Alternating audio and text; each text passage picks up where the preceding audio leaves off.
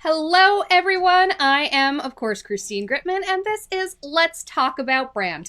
I do this show every Friday at 12 noon Eastern Time, always with a different special guest talking about different elements of branding, especially personal branding.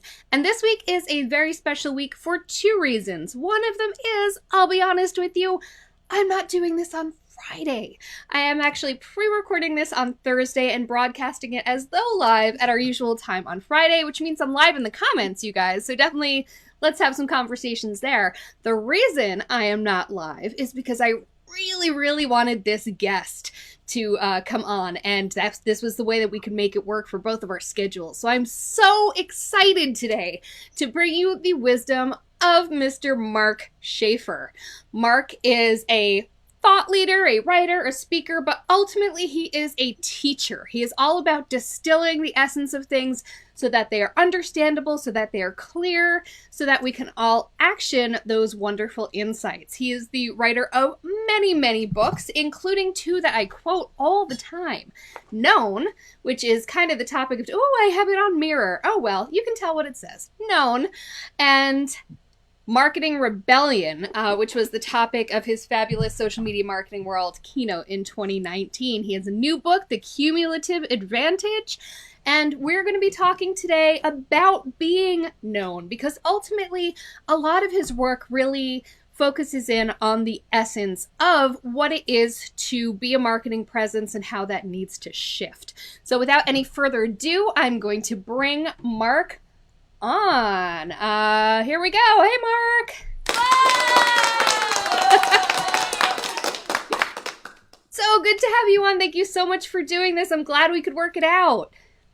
Yeah, I'm delighted. And you have the all-time best intro music. I like that jazzy little thing you got going on at the beginning there, Christine. It was composed just for me, actually. I had an interview show for a few years called Social, and that had different intro music, and both of them were composed by a high school friend, Paolo Kapunen, who's also a DJ known as P-Love.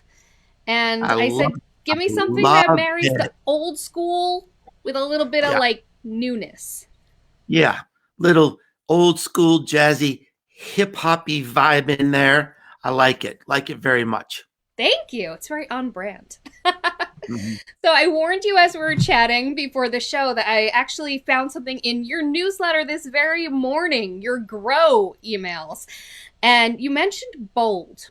And I'm going to quote you back to you for a moment, if I may. I've been dwelling on that word, bold. The overwhelming need for any of us right now is to figure out how to be heard in this world, to be seen as the signal instead of the noise. At least in part, I think being bold is part of the answer. To me, a bold message is this: honest plus unafraid. So, to delve into that a little bit, how can we be seen as the signal instead of the noise? So, can you define that for a second? What does it mean to be the signal instead of the noise? Well, I mean, I've been working on that for a long time. And, let me just quote a little statistic that I think helps describe the problem. I read that since the pandemic started, the amount of information on LinkedIn, just LinkedIn, has doubled since last March. So if you're trying to stand out on LinkedIn, for example, arguably, it's twice as hard now than it was 12 months ago. And I think this has really been the trajectory of my work for the last decade or more, trying to figure out how do we stand out in this overwhelming world of information density. I started out, in 2012. I wrote this book called Return on Influence. It was the first book ever on influencer marketing. And the real key idea was the power was shifting in our world. Power used to be controlled by Madison Avenue and by the big television networks and news executives. And now anybody with a keyboard and a Wi-Fi connection can create content, can be heard, can have their voice, heard in this world. It's significant. And happily, people have done it. And we're now in this era of infinite media. In 2009, the lines crossed. There's more content being created by us than by the big media channels. Yeah, there's this And so that, democratization of media and what it even means. right. So that led to the content code, a book I wrote about how do you get content to move. It led to Known, the book you kindly mentioned at the beginning. How do we harness this power for ourselves? What's the patterns that people use to become known? And then Marketing Rebellion, and even my new book, Cumulative Advantage. It's about momentum, right? Because what's happening, Christine, I'm sure you see this with your own clients, is that even if you're doing great work, even if you're doing your best work, chances are you could be being buried. The odds are stacked against us in a lot of ways. And so that's what this new book is how do we get to that next level, even when the odds are stacked against us? So that's really what I mean around being the signal against all this noise. How can And we there be heard? and there is so much noise. So that brings Right. with it the fact that kind of two things in there play very directly to personal branding. So first of all, there's the democratization of media, the fact that we can create a platform for ourselves. We don't Yeah. need the powers that be to bestow a platform upon us. But at the Right. same time, when everyone has a platform, how does anyone get heard? I would love to hear your insights about how the concept of a personal brand has shifted over these years that you have been in marketing, because you've been at the forefront of all of this. Well, I think it's absolutely fascinating. One of the key things is that, and I get to teach and interact with a lot of young people and entrepreneurs, and I think it's the most important thing that you can do. It's really the only sustainable long-term advantage that you have. No matter where you go, no matter what you do, if you work for a company or you work for yourself, becoming known is an advantage. And when I say known, it's different than being famous. Being known, by my definition, is having the presence, the authority, and the reputation to get your job done. Everybody has a personal brand. Why not be mindful about it? Why not be systematic about it? And harness the power of that. One of the things I wrote about recently, Christine, was when the pandemic hit, my business crashed. I'm a speaker, I'm a teacher, I'm a consultant. All my business crashed in a period of a few weeks. And I was able to come back and sort of reignite my business. Kind of a long story how all that happened. But the bottom line is people started coming back to me in June, July, August of 2020 because they trusted me, because they knew me. And in a real conference, maybe you hire 50 speakers. In an online conference, maybe you hire 3. So by June, July, August, I was having record months again. My business was literally saved by my personal brand. All that work I put in month by month, year by year, was like creating a little deposit in my insurance policy for my career because of growing my personal brand. Now, that brings me to something that I'm very interested to hear your thoughts on. You mentioned everyone has a personal brand, and you also Sure. mentioned becoming known. So, first of all, I'd love to hear a little bit more about what you personally mean when you say everyone has a personal brand, and also explore the differences between, are there differences between having a personal brand and being known? What's the sort of little semantic difference there, if Yeah. any? Yeah. That's a really good question. So let me answer your first question, and I'll try to remember your second question. so I'm still here. I can ask it again. a, a few, I think maybe 3 years ago, I gave a talk in Poland, and I said, "What do you think of when you think of Coca-Cola?" And almost in unity, people started shouting out, "Polar bears!" Now, Coca-Cola is not polar bears. Coca-Cola is basically brown sugar water that's really not that healthy for you.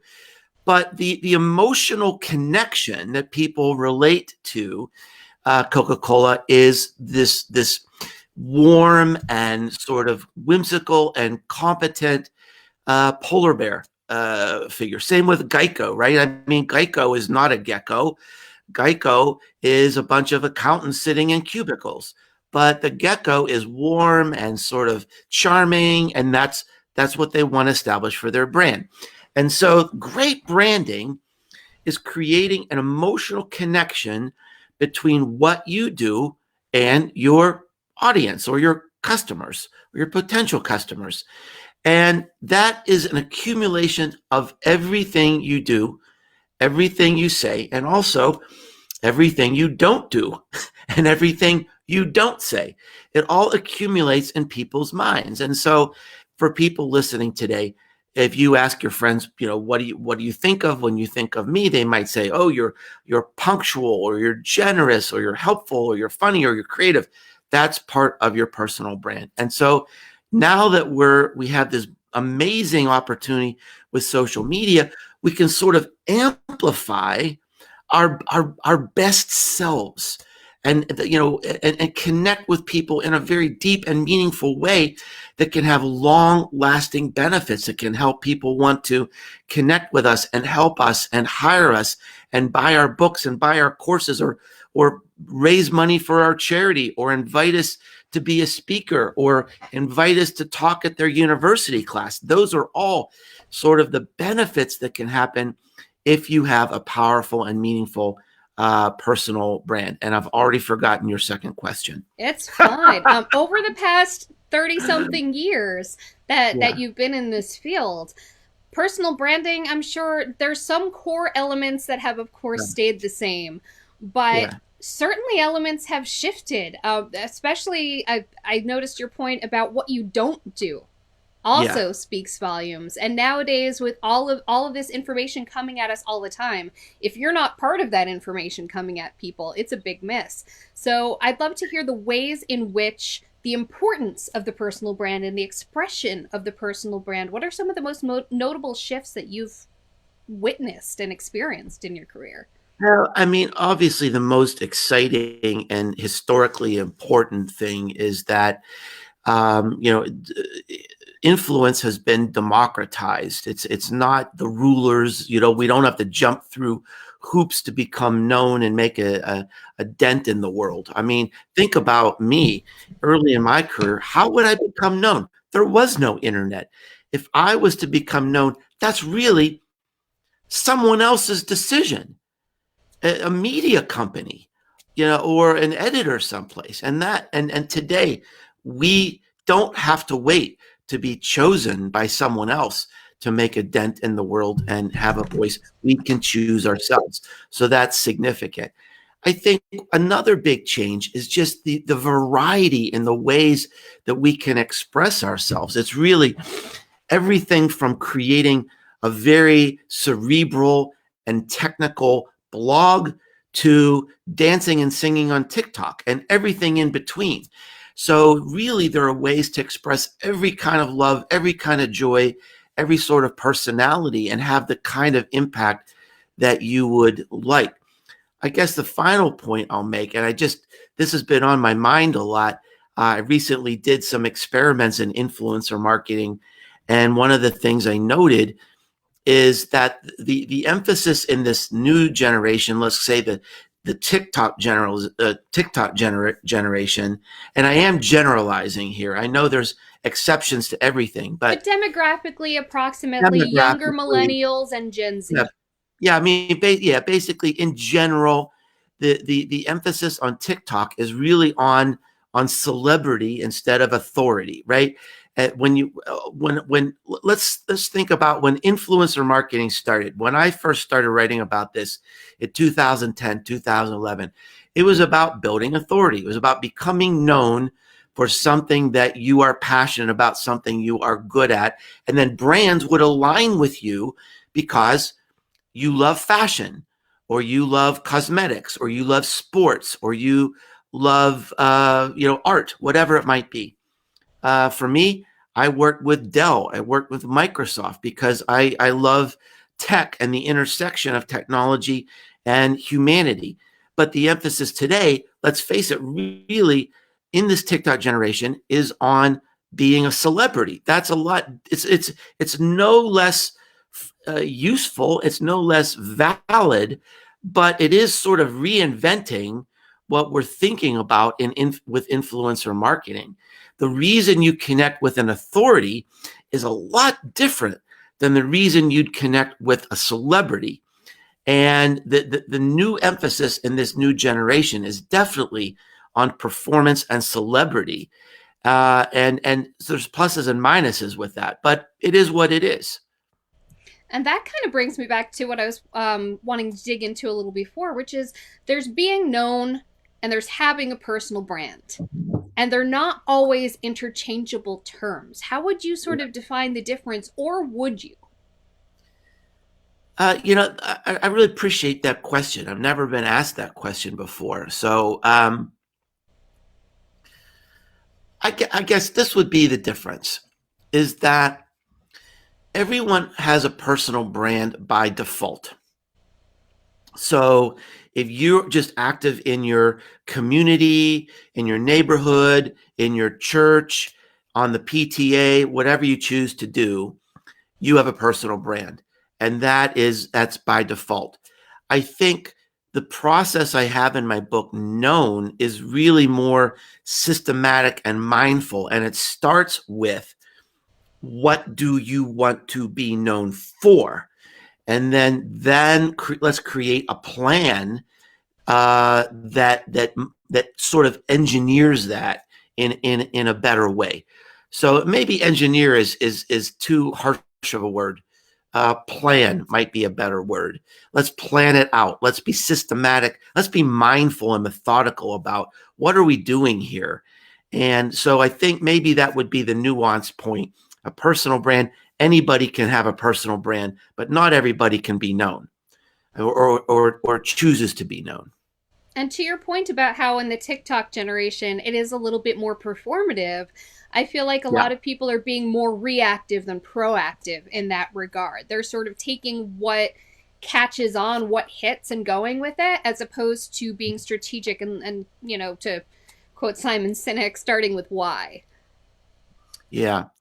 Well, I think it is evolving. I think as these influencers gain power and they gain their audience, there is this pressure to entertain and to entertain in a very great way. And then we're seeing this new thing being created, hype houses. I think the first hype house, I want to say it was in LA or maybe Las Vegas 2-3 years ago. And now I think we're going to see these hype houses in every major city in America. These are simply collaborations where young people are realizing, I can't be interesting and fun every single day. I need help. So it's you're living and working together. You kind of have a media team that you're living and working with every day. So this is quite an interesting and significant phenomenon. And It's creating your own reality show. yeah, in a way, yeah, I think it is. We all do that in some way, maybe. Yeah. I'm on Instagram stories showing what I had for dinner, but it's a little Right. different than living with cameras around you at all times. Yeah, and that's why the thing that's so fascinating about this to me, Christine, is think about how people in our world typically earned celebrity. You had to be a movie star. You had to be on television. You had to, write a famous book or something. You had to be selected by Oprah, maybe, or maybe you did something stupid that landed you in jail, and you became infamous that made you famous. But today, these hype houses and this new generation of entertainers, it's almost like the minor leagues of Hollywood. There's no question in my mind that these teenagers and junior high kids even that we see doing amazing dances and singing and performance and poetry, they're going to be the new movie stars. They're going to be the new television stars. I think this is significant because we've never had that grooming process before in the history of entertainment. It's like, boom, you're discovered and you're a star. And now we've sort of got this competition everywhere, every day, every hour. And these people are going to be our big, huge superstars. No question about it.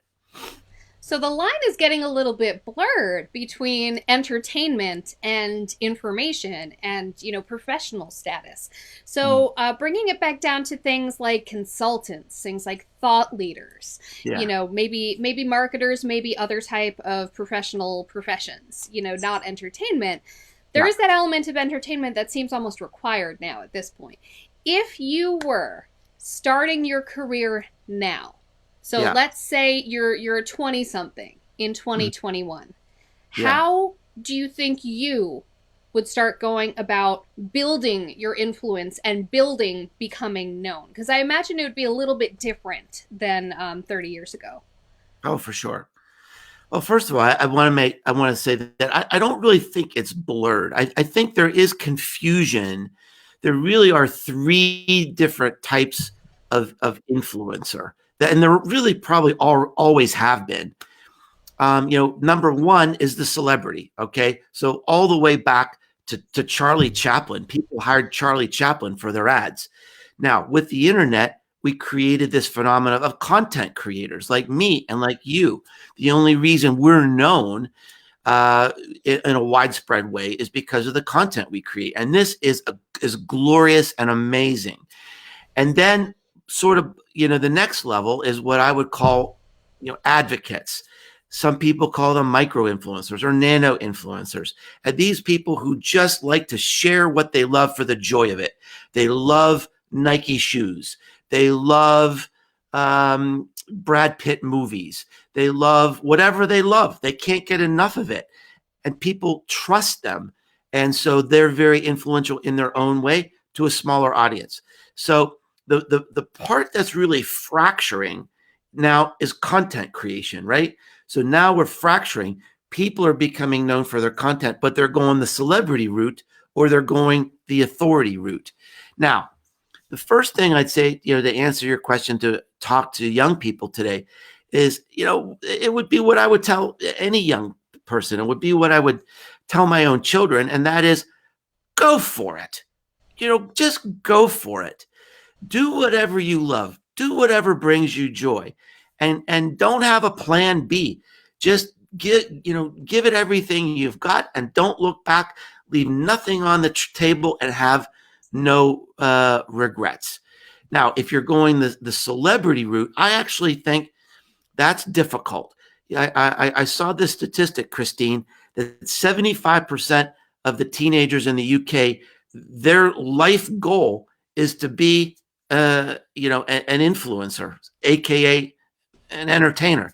And I think of that 75%, 74.9999% of them are going to be disappointed because the chances of reaching some level where you can sustain yourself over the long term being an entertainer is very, very slim.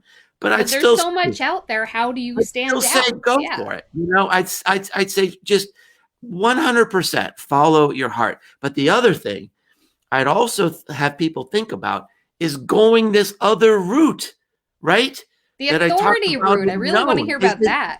is look, if you love, sneakers, if you love sports, if you love automobiles, there's also room when everybody else is trying to become a TikTok star. There's room out there for the next generation of authorities. And maybe there's a bigger opportunity. In my book, Cumulative Advantage, I call this the seam, right? I mean, what's the shift? The shift now is this whole generation is moving toward entertainment, which means there's sort of an open gap when it comes to young people who are actually authorities about something. So you might have a better chance getting sponsorship and becoming known if you go the authority route instead of the celebrity route. Something to think about. What do you think are some of the biggest opportunities right now for someone who wants to go the authority route? What are some of the I don't know if I'm going with fastest or strongest here, but Yeah. to get known, what are some good first steps in this current Yeah. environment? Well, this really connects my known book with cumulative advantage in a way. All right. So the idea I talk about in cumulative advantage is applying your initial advantage, your core competency, using the language of known, what you want to be known for, and applying it to unmet and underserved world needs, community needs, customer needs right now. Not a year from now, not 2 years from now. What's happening right now where you can burst through this opportunity and just and become well known, become successful. So let me give you just a quick example. So what we're looking for is fractures in the status quo. And right now, we have the biggest fracture in the status quo in the history of the human race. It's called a pandemic. Everything we're doing is changing. How we learn, how we work, how we entertain ourselves, how we entertain our children, how we work out. I mean, every single thing is fracturing, and all of those are opportunities. Now, here's a tiny little example. I read the other day that I saw this headline: Hallmark greeting cards are ending their e-greeting cards. Now, that makes no sense. Everything is going online. Everything is going e-commerce. Why would the biggest greeting card company in the world stop e-greeting cards? So I dug down, read the article. Two big mega shifts, two shifts, right? Number one, who are their two biggest demographics? Number one, senior citizens. Mm-hmm. They don't like sending cards on the internet. Yeah. They like paper cards. Who's their second biggest demographic? Gen Z. Wow. And guess what? Gen Z doesn't like sending electronic cards either. That's They want handcrafted cards. Now, if you're an artist, here's what I would do.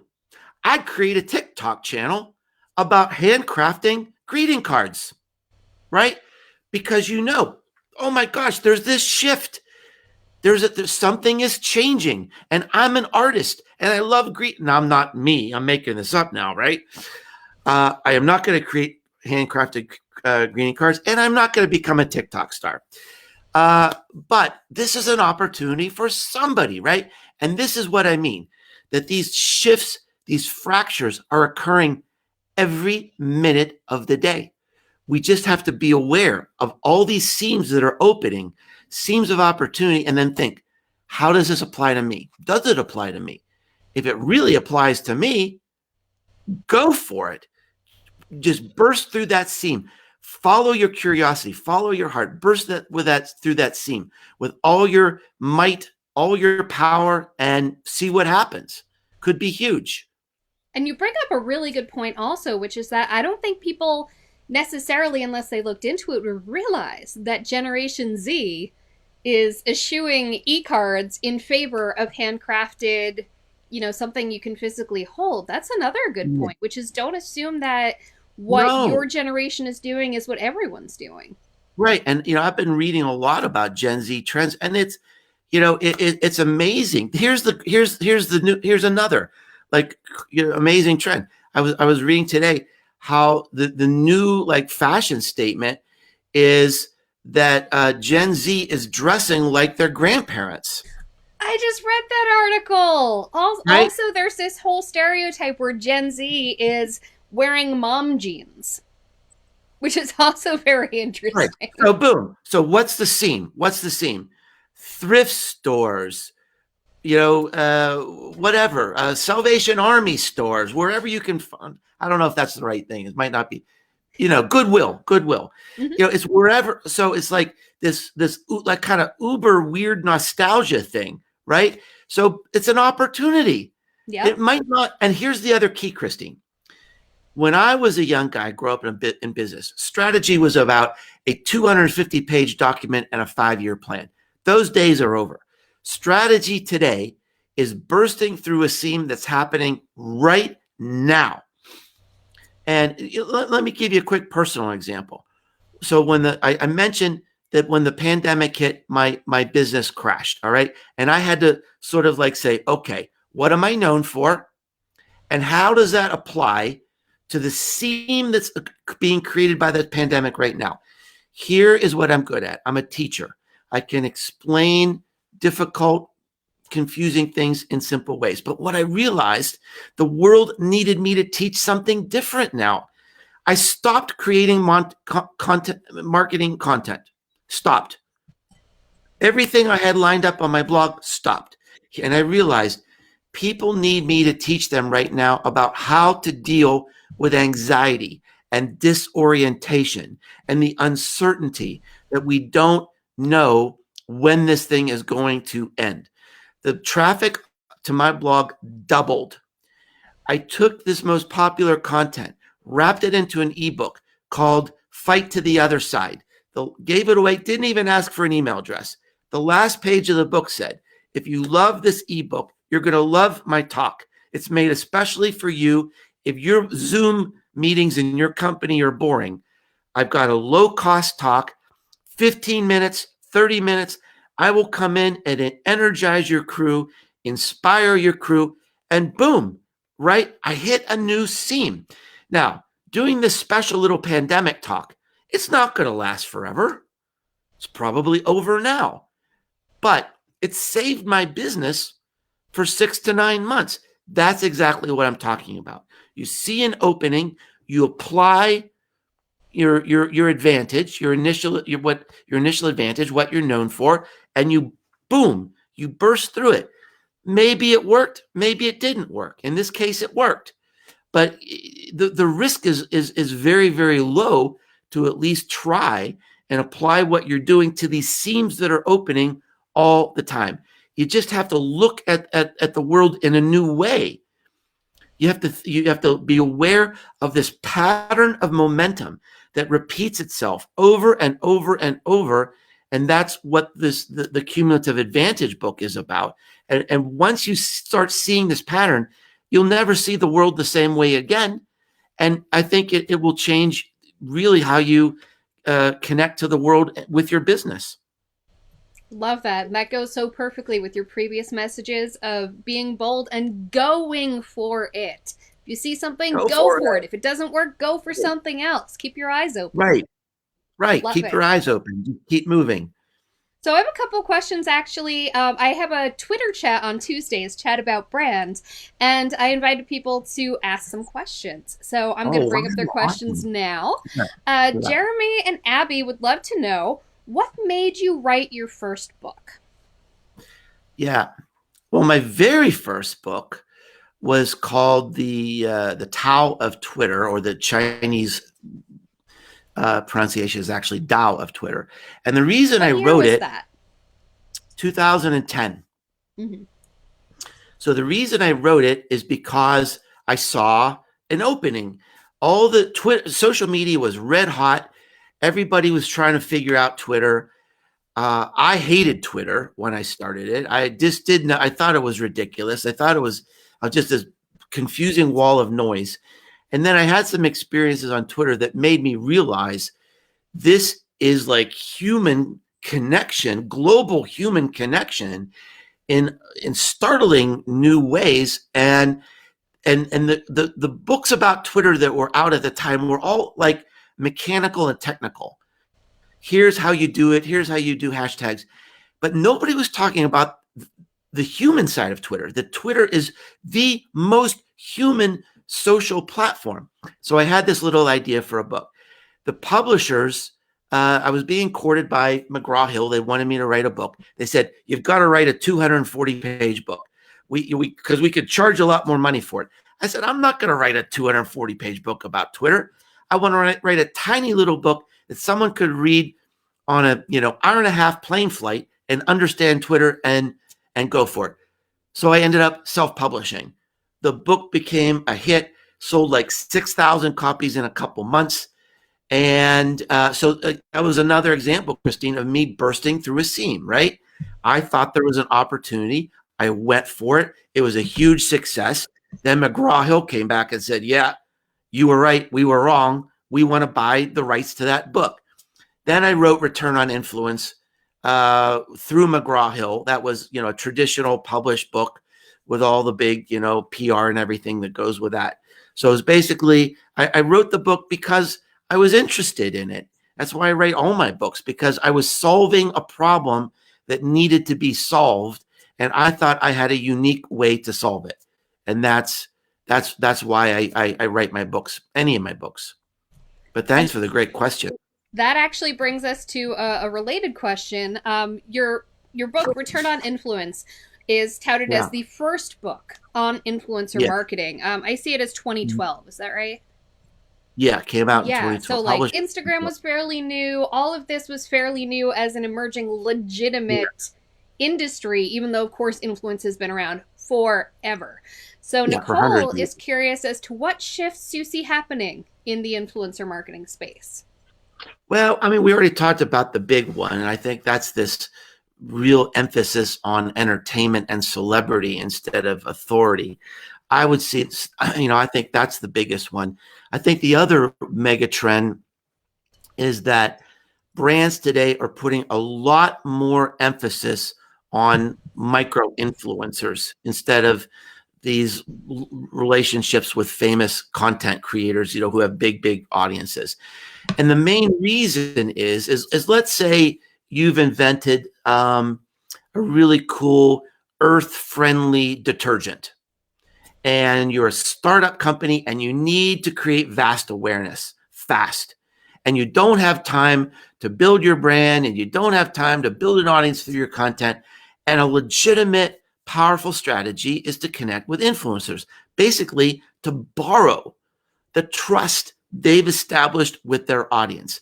But when you think about it, something like detergent, you don't really need a long-term relationship with some big, influencer.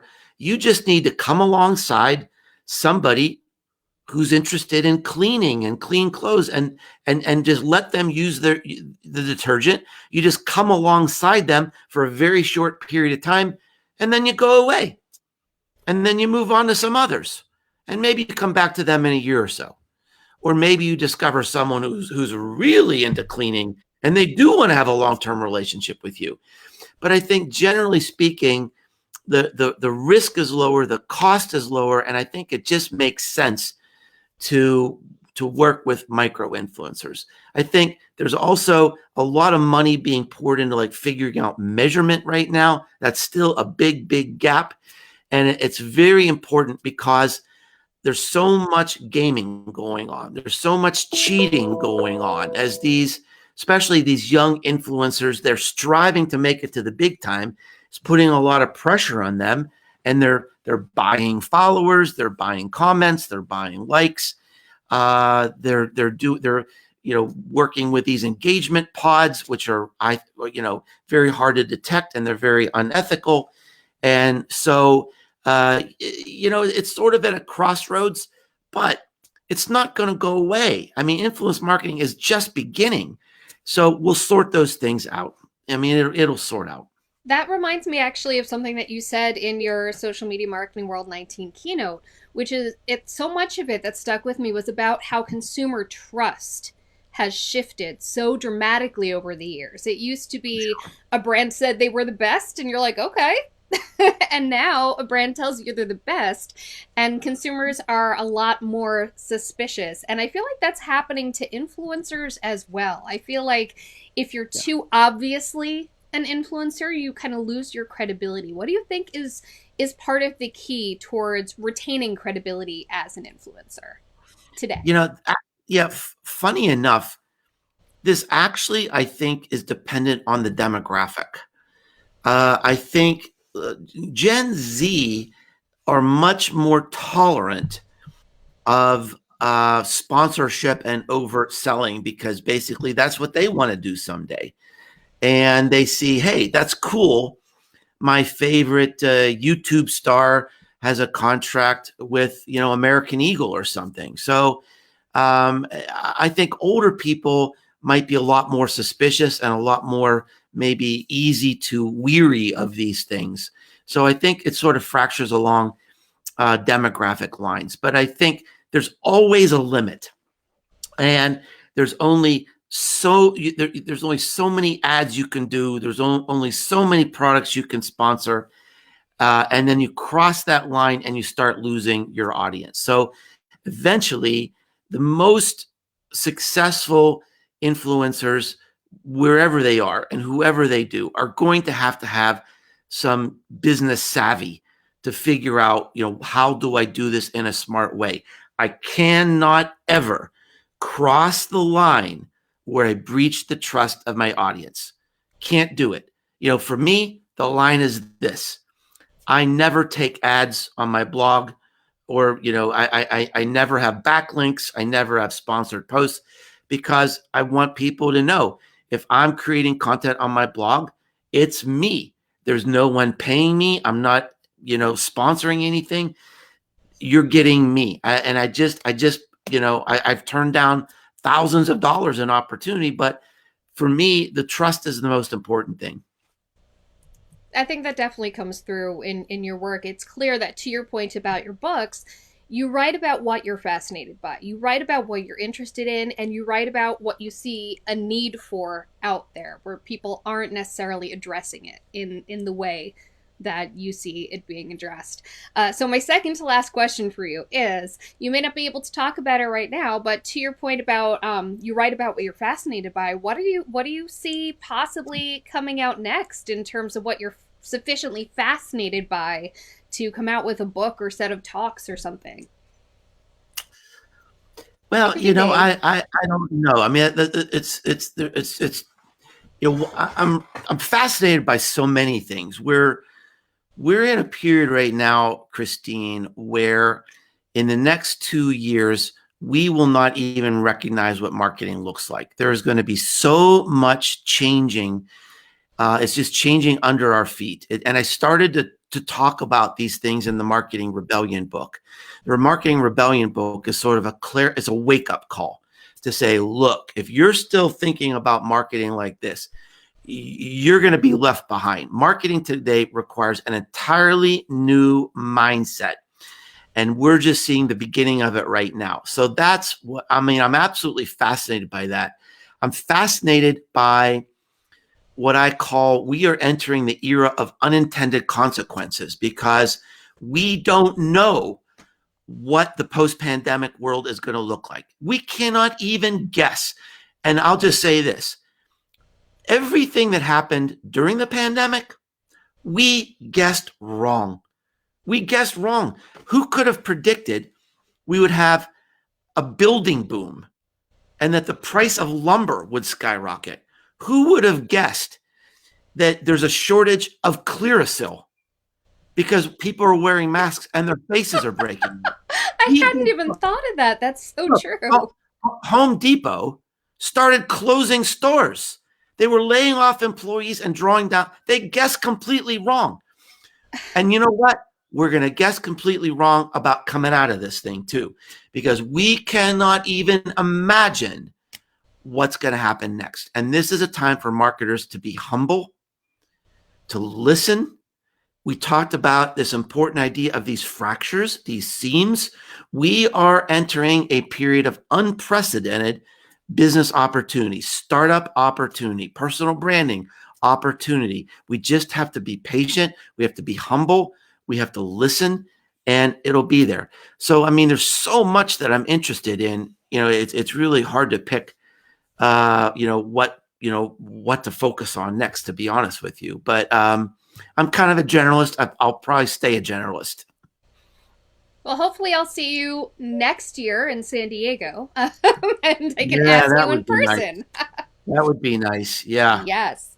All right, so my final question is another one that came from the chat, and it is one that I normally would not put up, but these are good friends of mine, so I think that it's actually a great question to put up, which is my friends Robin Kennedy, email marketers extraordinaire. They want to know how they can go about getting you on their podcast. Well, I'm pretty easy to find. All right. I'll tell them that. I'll say I did tell them that you were very if approachable, which is you Google Mark Schaefer, that you'll find me. And I try to say yes to everyone. I mean, I'm at a point in my life where, I it's a big part of my world to try to help people, right? And you never know how just helping people can send a ripple through the world in a new way, right? Mhm. And so even like yesterday, I got a request from a high school kid. Right, he's working on some paper. He wanted to ask me some questions. I said, okay. As long as I have the time and the ability to do it, I'm going to say yes, because you just never know how that can change somebody's life. And if I'm in a very, very amazing, blessed place in the world where people listen to me and they trust me, and if I can help them in some way, I'm going to say yes. Awesome. And I didn't want to put you on the spot or anything. At the same time, you're Oh, welcome, okay. Robin Kennedy. All right. Yeah. I love them. They're great. They've been on my show. I've been on their show. They're fantastic. All right. Awesome. So, Mark, thank you so much for being on. This has meant so much to me. I was so excited to get you on. Thank you so much for being such a gracious and informative guest. Now, you are very easy to find. You are very known. But if where would you like people to go find you? Yeah, it's really easy.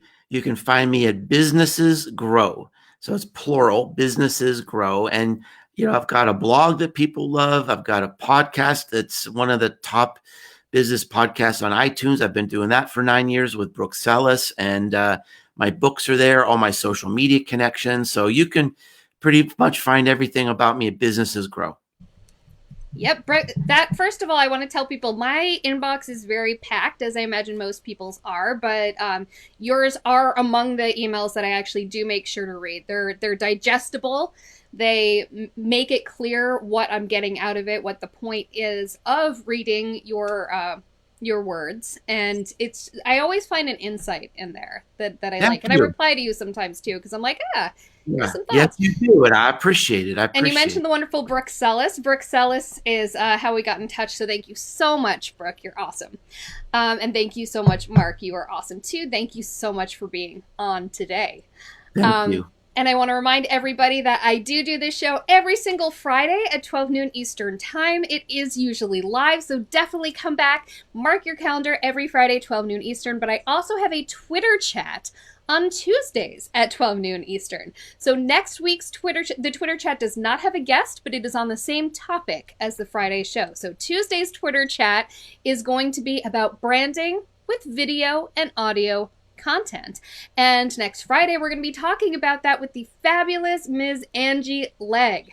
And that's also going to be a different show than usual because we're going to be together. I'm fully vaccinated. I'm so excited to be in a room with another human being again.